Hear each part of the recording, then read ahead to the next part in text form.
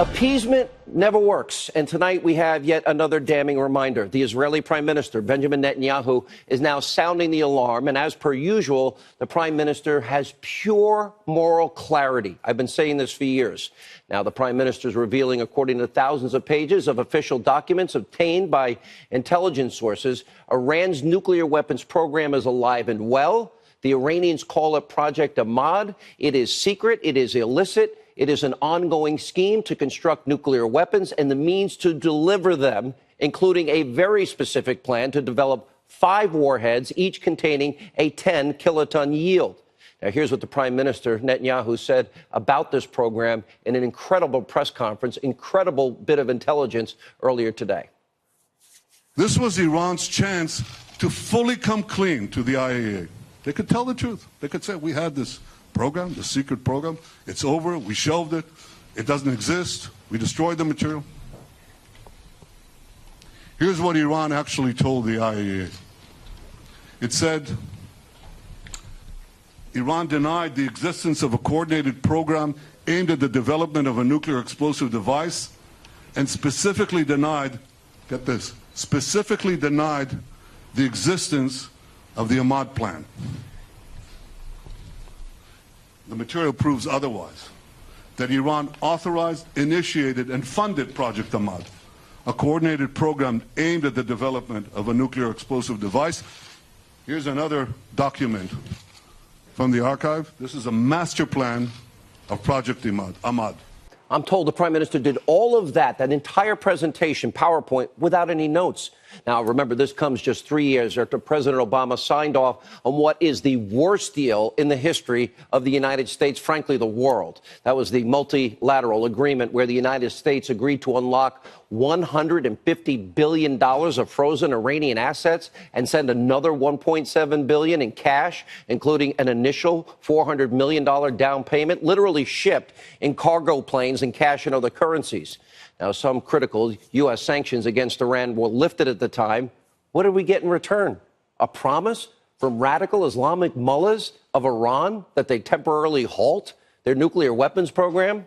The same mullahs that actively plan for the destruction of Israel, the same mullahs that chant death to America, death to Israel, that fund terrorism all over the world, that are fighting proxy war after proxy wars in Iraq and Syria and elsewhere.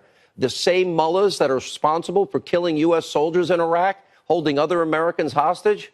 Remember, Obama told us, well, this was good for the world, but we warned you. This agreement was always a sham. No different than when Neville Chamberlain declared peace in his time and signed off on a deal trying to appease Adolf Hitler. No different than when Bill Clinton appeased Kim Jong-un's father, Kim Jong-il, and the agreement Clinton promised, this is a good deal for the American people. It will halt North Korea's nuclear weapons program and ambition once and for all. And in 2015, Obama wanted you to believe once again, if only we kiss the rings of despots and radicals and dictators, somehow they're going to be nice to us. Faulty, failed logic. Appeasement never works. President Trump now faces a very important decision, whether or not to hold Iran accountable and pull the U.S. out of this deeply flawed agreement. Here's how President Trump reacted to these incredible breaking developments today.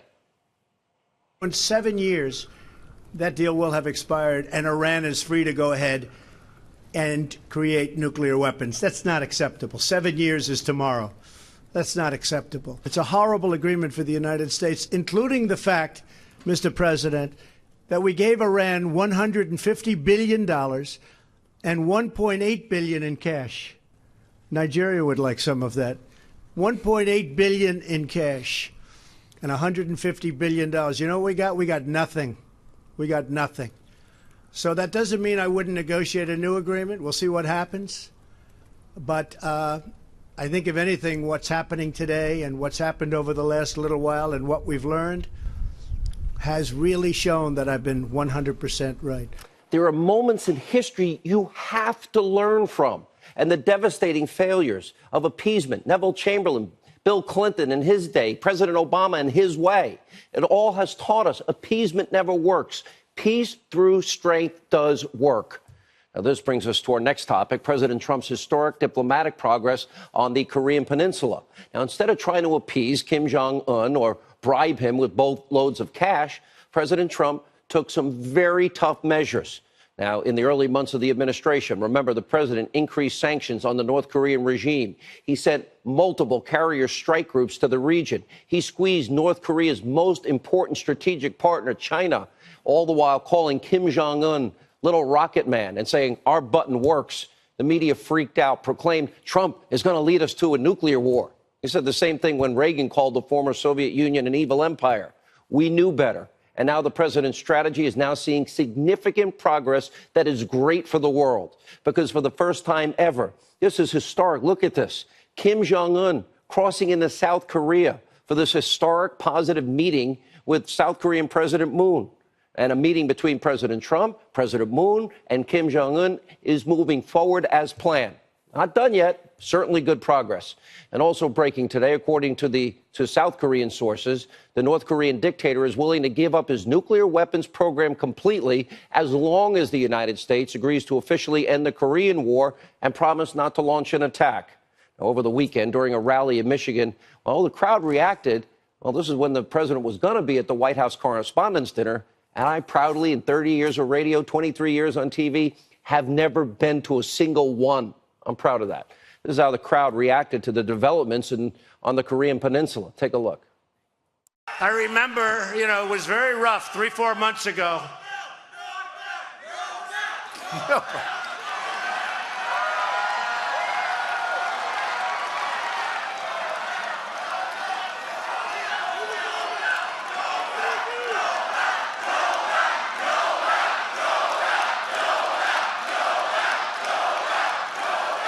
That's very nice, thank you. That's very nice. No bell.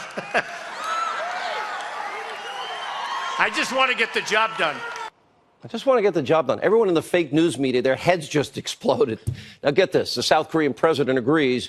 Moon is now echoing these calls for President Trump to, in fact, yes, receive the Nobel Peace Prize. Let's hope he can pull this off. Now, these historic and rapidly evolving developments from the Korean Peninsula should give everyone around the world a sense of cautious optimism. And some are even calling President Trump a transformational president. 3 words, peace through strength. We'll bring you more on this later in the show. But first, the deep state is crumbling right before our eyes. Nearly 5 years ago, then National Intelligence Director James Clapper, remember he blatantly perjured himself in front of Congress? You may remember this moment. Does the NSA collect any type of data at all on millions or hundreds of millions of Americans? No, sir. It does not. Not wittingly. There are cases where they could inadvertently, perhaps, collect, but not wittingly. And of course, a short time later, what do we learn? The NSA was collecting data. Clapper knew it, and he lied. He was never charged like General Flynn with lying, this case perjury. And now Clapper has been caught in yet another bold-faced lie. And according to a report from the House Intel Committee, during a closed-door hearing, Clapper flatly denied ever discussing that phony Clinton bought and paid for Steele Russian dossier with a member of the media. He also repeated this claim in March during an interview with Don Lemon over at CNN. Take a look. I didn't have any contact with media until after I left the government on the 20th of January. So I don't quite understand, at least what I've read, that somehow I leaked about the dossier. So let me get, so you didn't leak anything about the dossier to any media? No, not, I mean, I talked about it after I left the government, but not during that period, and certainly not between the 6th of January and the 10th when the president-elect himself talked about it. This is an incredible development. Now the Intel Committee's report found that Clapper, quote, admitted to the House Permanent Select Committee on Intelligence in private testimony that he briefed CNN's Jake Tapper in early of January 2017.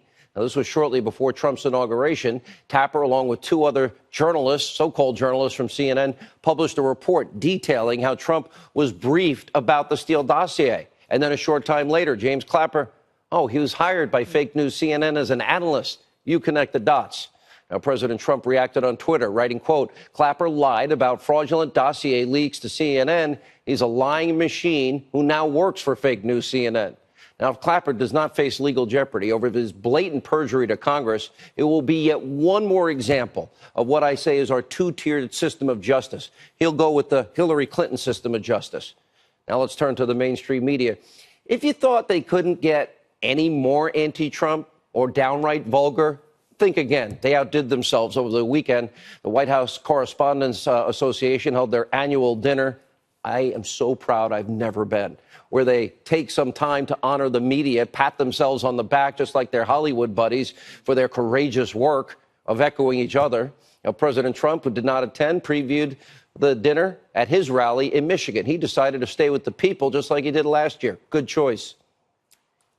By the way, is this better than that phony Washington White House Correspondents' Dinner? Is this more fun? I could be up there tonight smiling like I love, where they're hitting you shot after shot. These people, they hate your guts, shot. And then I'm supposed to... And you know, you got to smile. And if you don't smile, they'll say, he was terrible, he couldn't take it. And if you do smile, they'll say, what was he smiling about? You know, there's no win.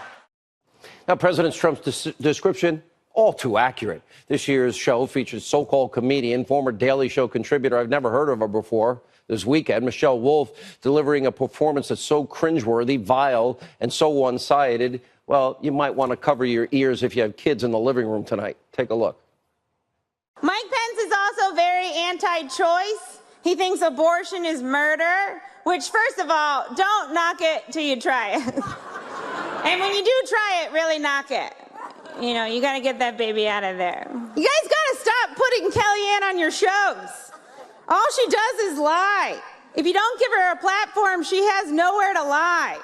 It's like that old saying, if a tree falls in the woods, how do we get Kellyanne under that tree? I'm not suggesting she gets hurt, just stuck. Ivanka cleans up nice. She's the diaper genie of the administration. On the outside, she looks sleek, but the inside, it's still full of Not even funny if you think that's bad, by the way. Wolf saved her worst remarks for Sarah Sanders, who was sitting just feet away, just a few feet away. Take a look. And of course, we have Sarah Huckabee Sanders. We are graced with Sarah's presence tonight. I have to say, I'm a little starstruck. I love you as Aunt Lydia on The Handmaid's Tale. I actually really like Sarah. I think she's very resourceful. Like, she burns facts, and then she uses that ash to create a perfect smoky eye. Like, maybe she's born with it, maybe it's lies. And I'm never really sure what to call Sarah Huckabee Sanders. You know, is it Sarah Sanders? Is it Sarah Huckabee Sanders? Is it Cousin Huckabee? Is it Auntie Huckabee Sanders? Like, what's Uncle Tom but for white women who disappoint other white women? By the way, Sarah, Kellyanne, they all took it with incredible grace, especially Sarah Sanders right there. This performance, or so-called performance, was so bad, so mean-spirited, that even the association's president expressed regret over Wolf's remarks, and some in the mainstream media, even they called out this so-called comedian. Take a look. I think that the comedian crossed the line, and this went from poking fun to being mean-spirited. It was very uncomfortable. I think that Sarah Sanders handled herself very well. A lot of a dinner should be about, journalism and not the red carpet, not the mean-spirited jokes that we saw last night. Some of those I really thought were inappropriate. This dinner has had a lot of bad moments. I was thinking back last evening as I was watching this cringeworthy performance in some respects, going after the appearance of Sarah Sanders, which I thought was inappropriate. I really thought the pain of the people on stage when Sarah Huckabee Sanders was being made fun of, everybody felt pain for her. She felt pain, and it really bothered me. And I know there's big controversy about whether or not her appearance was being made fun of or not. Come on, By the stop way, it. Fox News alert, Hannity agrees with Mika. All right. Anyway, just as the president tweeted, this event is now dead. Now, the president was incredibly smart not to dignify this dinner with his presence. Sarah Sanders, other Trump officials attended in order to show their appreciation for the press and the vital function that they serve in this country. And they were promptly mocked and degraded. The press deserves no such consideration going forward. I've said it before, I'll say it again. Journalism in this country is absolutely dead. They're not journalists. They're opinion advocacy hosts. They don't admit it. Our last story tonight comes from our southern border. For weeks, we have been tracking this large caravan of migrants from Central America as they march through Mexico, headed to the U.S. border. Mexico does nothing, and now dozens of migrants have arrived at the border, and they're demanding entry into the U.S., with some attempting to scale a border fence in California. President Trump weighed in also earlier today. Take a look. We are a nation of laws. We have to have borders. We don't have borders, we don't have a country. And I've been watching for weeks as the caravan came up. And, you know, the Mexican laws are very tough on immigration, extremely tough. And it started out with way over 1,000 people. I guess now it's down to about 100. You got to have a wall. And we need border security. And we will have border security. As you know, we're sending many, many National Guardsmen down to the border. Most of them are already there. And that's having a big impact. But we need a change in the law. Where's the Mexican government? They went all through Mexico. And by the way, they usually imprison people from Central America, El Salvador, Nicaragua, or they just return them and deport them immediately. Now, for decades, they've turned an all too obvious blind eye as millions of their citizens, as well as citizens from other countries, show no respect to our laws, our sovereignty, our borders, our citizens. This is an issue of national security, an issue of U.S. sovereignty. Mexico needs to be held accountable. And most importantly, it's time for the wall to be built on our southern border. Mike Pence is also very anti-choice. He thinks abortion is murder, which, first of all, don't knock it till you try it. And when you do try it, really knock it. You know, you got to get that baby out of there. The White House Correspondents' Dinner this Saturday, probably the worst crime against comedy since The Hangover Part 2, but it's not the only unfunny thing that happened. This month marks, by the way, the one-year anniversary of Kathy Griffin. Remember her? The single most unhappy person in America, posing with a severed head of Donald Trump. Well, today she went on The View, of course, and revoked her apology, assuming that's possible for that, and then took additional shots. Here's part of what she said. I can't believe it's been a year since this. It's a year this month that picture was released. Right. And we already described. What a year it's been. Yeah. Yeah. By the way, I take the apology back. And the sons, Don Jr. and Eric, or as I called them, Eddie Munster and Date Rape. She's a lot of fun. Author and columnist Mark Steyn joins us tonight. So what are we looking at? You have this remarkable ability to stand back and sort of see the big picture here. What are we looking at in these two appearances? I think actually we are looking at the death of comedy. To go to that abortion joke, first of all, actually Ed Henry, insofar as it is a joke, Ed actually told it better than the so-called comedian did. It relies on a sort of word inversion. Don't try it till you knock it, but if you do try it, knock it out. Is that a joke that a professional joke writer should write? I mean, what's fascinating to me is it's offensive without. I quite like a lot of sharp, edgy, so-called dangerous comedy. But this stuff is offensive without actually being funny. If you look at what she was doing on Saturday night, Kellyanne Conway is a liar, and then Sarah Huckabee Sanders is also a liar. And if she'd had time for so-called jokes about Mattis and Pompeo and Sessions and the rest of the cabinet, they'd have all been liars too. And what's sad is that this is such defanged comedy. You were talking about the caravan a couple of minutes ago. I'd love to have jokes about the caravans, jokes about North Korea, jokes about President Macron. This is a smart, sophisticated Washington crowd in black tie, and they're listening to this woman using the F word, making a joke about how her private parts require a lot more yarn than those pink hats on the Trump parade. This is sophisticated wit for the smartest people in Washington. This is the death of comedy, because there's nothing the left can make honest jokes about except to mock Republicans as liars or uptight Christian fundamentalists hung up on abortion. Nothing else is left. Well, I mean, it was funny in the same way that the New York Times op-ed page is funny. If by funny you mean sort of, within the very narrow boundaries of what's acceptable. That's the point. But you can't be funny if you can't say things. No, but that's actually, the New York Times op-ed page is a very good example. I could never get over that when I first came to this country. There'd be 4 pieces on there. There'd be 3 dull, turgid, earnest pieces about the Bosnian War or whatever was going on at the time. And then in the corner, there'd be some twee little ninny making coy, so-called humorous jokes about barcode scanners. If you're going to be a political comedian, if this is the funniest night of the year in political comedy, it requires you actually to make savage political comedy, not about Sarah Huckabee Sanders' makeup, but about serious things like North Korea and Iran and all the rest of it. It's so...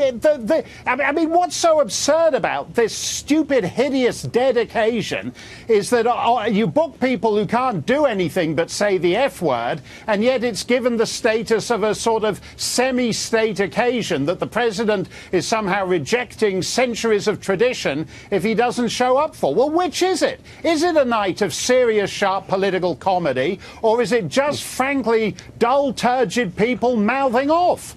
Well, that's right. And totally unwilling to slay a single sacred cow. If you're brave, I don't know, make a joke about something that'll offend people you live near. They would never. Absolutely. Mark Steyn, thank you.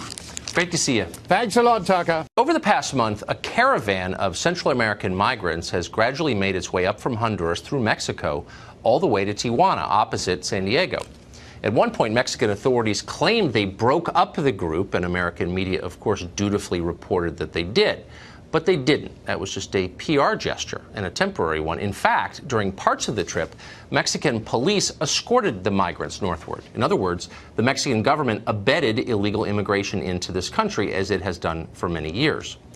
Well, tonight the caravan is on our southern border. Rather than wait for the crossing station at San Ysidro to open, many of them just jumped the fence. Some waved Honduran flags when they got to the top.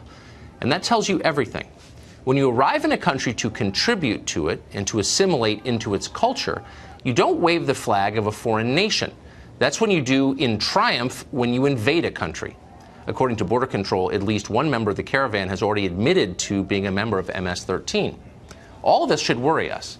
There are only a few hundred people in this caravan, but there are billions more around the world who live amid violence and poverty, and virtually every single one of them would like to relocate to San Diego. The left argues we have no moral right to stop any of them from doing that. Here's attorney Nicole Ramos of Tijuana denouncing the U.S. government as criminal for trying to enforce our own federal law. Watch. The message for Customs and Border Protection: stop rejecting asylum seekers who try to present themselves at the port of entry. You know what you're doing. You know you turn people away. You complain that they are breaking the law by entering illegally. You are breaking the law, and you are forcing them to break the law. That's why we have caravans. Yeah, that's definitely someone you want in control of our public policy, screaming into a bullhorn. This is not immigration. Immigration happens with the consent of the host country. This is happening by force, without our consent. A government that cared about its own citizens wouldn't allow it to happen. Bad things happen when you leave the door open. Every homeowner knows that. The left is demanding that we leave our door open. Any attempt at self-defense is immoral, they tell us, from the safety of their segregated neighborhoods where they all live. Illegal immigrants are amazing people, they say, far better than you are, Mr. Entitled American. Last week we had a conversation with Enrique Acevedo of Univision, and he made that point. If you're right up against a country that's totally out of control, as people are shooting each other in the numbers you just described, why wouldn't you be terrified to let them in? Well, I think you're not getting the criminals. You're getting the best of Mexico, the people who are willing to work 2 or 3 shifts a day, the people who are law-abiding citizens and are proactive enough to try to provide a better future for their family, the people who are fleeing that violence. That's what you're getting, not rapists and criminals like President Trump suggested. But we don't know that, of course, because we have more than 10. No, actually we don't.